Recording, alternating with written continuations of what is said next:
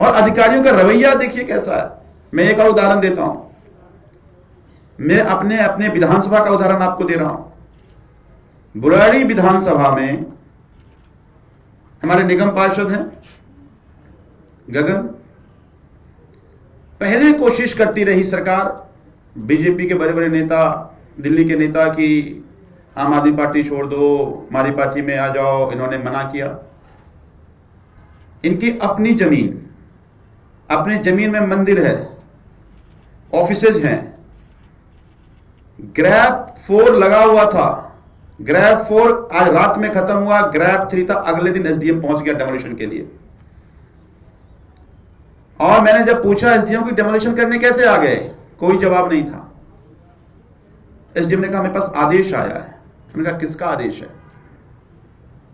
वो नहीं बता सकता। मैं उसी डिस्ट्रिक्ट का मैं चेयरमैन हूं, मैं चेयरमैन होने के नाते पूछ रहा हूं कि आदेश किसका है बताओ।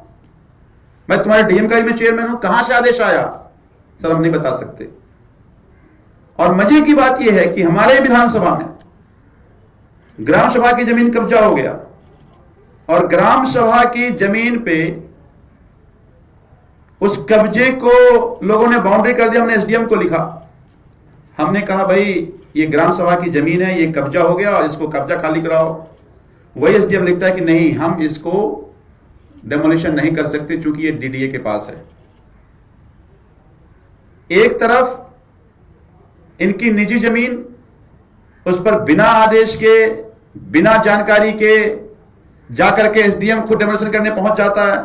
दूसरी तरफ ग्राम सभा जहां कब्जा हो रहा है तो कहता है कि ये तो जनता का और डीडीए का काम है।